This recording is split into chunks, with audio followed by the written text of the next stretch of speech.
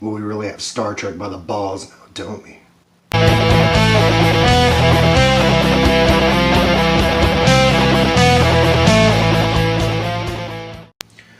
What's happening, YouTube? My name's Immortal Coil, and recently I got on board and got caught up on the Orville, Fox's / Seth MacFarlane's answer to Star Trek. And I was pleasantly surprised.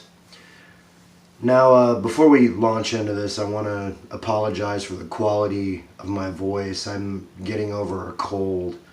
I started a new job. I work graveyards now, and balancing that with trying to come up with content. And then I don't drive, so I'm going to sound like a grandfather. I walk a mile each way to and from work. I ride the bus, so even though my shift starts at 10, I leave the house at, 8. So, and that's neither here nor there. So, back to the issue at hand. Listening to people like Lord Doomcock and my favorite harpy, Mecha Random 42, past few months they've been ranting about the Orville. Now, I'm a Star Trek fan, okay? I grew up when Star Trek was still on TV and it was still good. The first episode of Star Trek that I remember seeing, like, live, was Time's Arrow. And even before that, like, that's the first time I noticed it, but my father would try to get me to watch TOS, and I just was too immature to fucking grasp the concepts. All I saw were like weird monsters and lasers and pointy-eared guys that had like this thing going on. I didn't really appreciate it until I was a teenager. And once the Sci-Fi Channel started rerunning the old series, then I was hooked. So what ends up happening is that quality-wise, following the passing of Gene Roddenberry, you see this like downward spiral because you no longer had like a cohesive, unifying vision, at least not from the higher-ups, which is a crime more prevalent these days than often not. Now, this is what's funny is Orville is real Star Trek, even though it doesn't have the official fucking logo. What does it have? Well, it has a lot of the original talent. Brannon Braga. If you don't know who he is, cross-reference his name with Star Trek. He is all over this fucking map. And then you have guest appearances.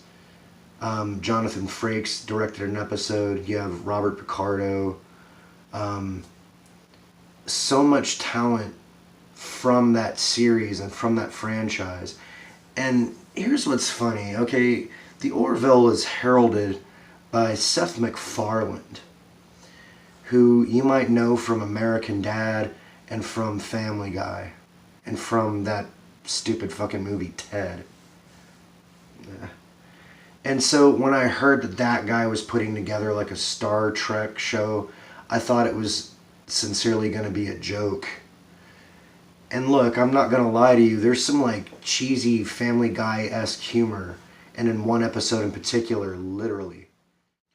This guy actually respects Star Trek canon, and he made the show different enough that it can get by on being its own thing, but he wears his influences literally on his sleeve.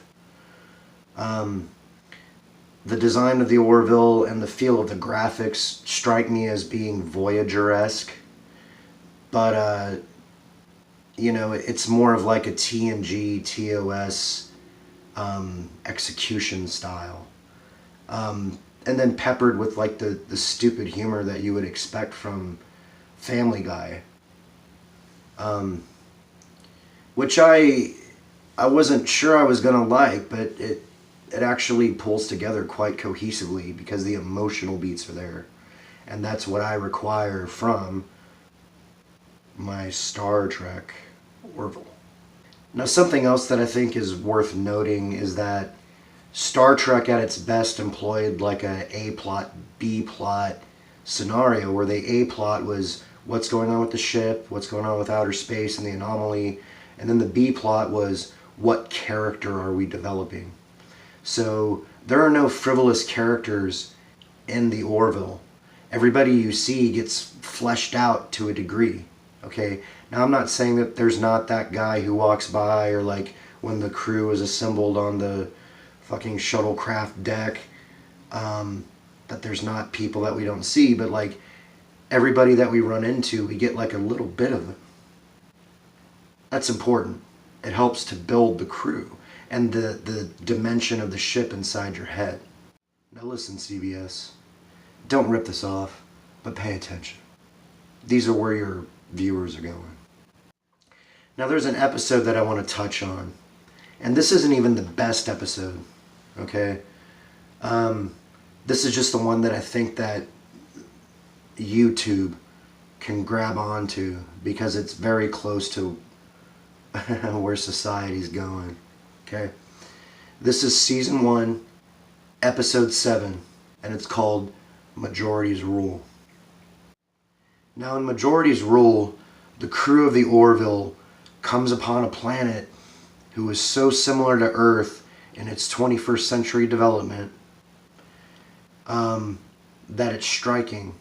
And they had sent some stellar anthropologists down to the planet undercover, and they hadn't heard back from them. And the thing about this society is that they all wear badges. And one side of the badge is an up vote, and the other side of the badge is a down vote. And so it's a true democracy where majority rules. There's not a representative republic. It's whatever everybody feels at the moment. And what they insinuate in this society is that the downvotes are mostly driven by people's subjective sense of offense. There's actually a dude who walks out and like starts thumping on this girl because she's wearing a hat that's not derivative of her culture, and people are pulling out their fucking cell phones and making videos, and then all of a sudden she's subjected to being downvoted. Okay, now if you're on YouTube, you know the power of that or that, and you know what people do in the comments. So this episode, if you're looking to get into the Orville, I would suggest that. Season 1, episode 7. I won't spoil the rest of it for you. I just set it up like the fucking volleyball that it is. It's up to you to spike it. Now I'm not saying that's the best episode of the Orville. I think that's the most accessible version of the Orville that YouTube in general can fucking digest. Okay? In my opinion, the best episode so far has been season 1, episode 12, Mad Idolatry. And that has a lot to do with visiting beings being mistaken as gods, which is a topic near and dear to my heart for reasons. If you want to get into those reasons, fucking drop me a comment. My name's Immortal Coil. Like, subscribe, ding the bell for notifications. Drop me a comment. Let me know what you want to see covered on future editions of Savage Spirituality. Share the video if it so moves you.